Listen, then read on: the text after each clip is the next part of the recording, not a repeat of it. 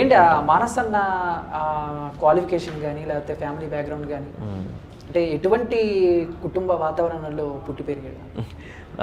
Mummy అయితే అమ్మగారు BSc MA BEd so double MA చేశారు అండ్ చిన్నప్పటి నుంచి టీచింగ్ ఫీల్డ్ అండ్ మమ్మీకి స్కూల్స్ కూడా ఉన్నాయి. సో పర్సీస్ హై స్కూల్ అనేసి so Padmini group of institutions. So mummy ఎప్పుడు టీచింగ్ ఫీల్డ్, నాకు ఊహ తెలిసిన దగ్గర నుంచి టీచింగ్ ఫీల్డ్, అమ్మ టీచింగ్ ఫీల్డ్లోనే. సో బాగా కష్టపడి చదువుకున్నారు ఆవిడ. అంటే చిన్న వయసులోనే మ్యారేజ్ అయ్యింది, but she wanted to become a doctor. So నన్ను డాక్టర్ చేయాలనుకున్నారు. అండ్ డాడ్ కూడా బాగా కష్టపడ్డారు. ఒక చిన్న రైతు కుటుంబం నుంచి వచ్చి ఆయన చదువు మీద ప్యాషన్తో ఇక్కడ ఒక ఆంధ్ర యూనివర్సిటీకి వచ్చేసుకొని బాగా చదువుకొని అండ్ హెచ్పిసిఎల్ సెంట్రల్ గవర్నమెంట్ జాబ్లోని ఆయన చిన్న పొజిషన్ నుంచి he became an installation manager and retired అనమాట. సో అతను కూడా ఏంటి అంటే he is very hard working, very sincere. So ఇలాగ ఒక నైస్ ఫ్యామిలీ బ్యాక్డ్రాప్ నుంచి ఒక డాడ్ ఒక రైతు కుటుంబం, అమ్మ లైక్ అంటే మా తాతగారు వాళ్ళంతా హెల్త్ డిపార్ట్మెంట్లో వర్క్ చేసేవారు అనమాట. సో ఇలా very nice humble small family. అంటే ఒక్కడేనా? నేను ఒక్కడే.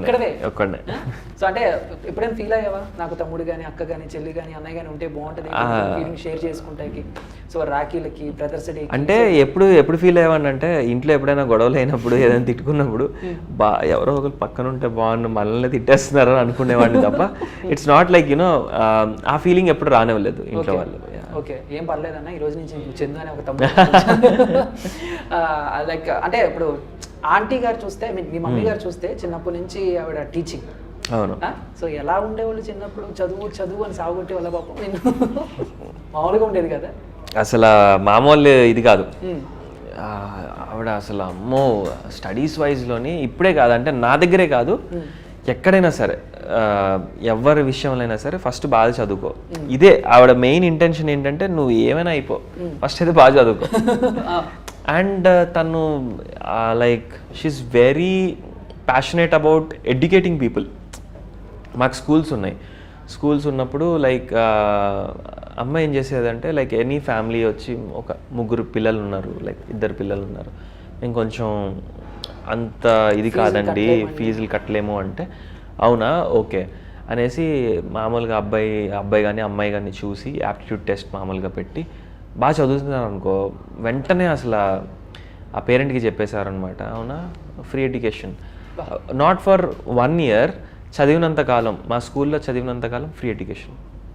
సో అలా ఒక ఫ్యామిలీకే కాదు నాకు తెలిసి దాదాపు ఒక 100-150 ఫ్యామిలీస్కి లో ఒక వ్యక్తికైనా 2 వ్యక్తులకైనా మాత్రం ఫ్రీ ఎడ్యుకేషన్ ఇచ్చిన నాకు తెలిసి అరుదైన ప్రిన్సిపల్స్లో మా ప్రిన్సిపల్ అండ్ కరస్పాండెంట్లో మా అమ్మగారు ఒకరు. చాలామంది అది చేస్తారు, బట్ నేను చూసిన వాళ్ళల్లో like she is unique and you know very nice person.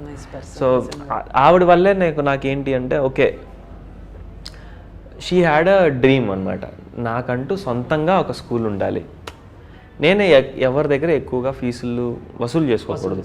ఇది ఆవిడ కళ అనమాట. తను ఎక్కడ ఏ స్కూల్స్లో వర్క్ చేసినా సరే ఈ కాన్సెప్ట్ని వాళ్ళు ఎంకరేజ్ చేసేవారు కాదు. సరే ఎవరిని అడగడం ఎందుకు, మనమే సొంతంగా చేసుకొని పెట్టుకుందాం. అది షీ అచీవ్డ్ ఇట్. చాలామందికి ఏంటంటే కొంతమందికి డ్రీమ్ లానే ఉండిపోతుంది, but she achieved it. It is Padmini Nagulapalli. Okay, Padmini గారు ఇప్పుడే మన మానస్ అని చెప్పారు మీ గురించి, ఎంతో మందిని చదివించారు ఫ్రీగా. ఇలాంటి వాళ్ళు ఉండాలి సమాజంలో. సో ఖచ్చితంగా మిమ్మల్ని అయితే నేను ఒకసారి కలుస్తాను అన్న, ఆంటీని అయితే కలుస్తాను తప్పకుండా.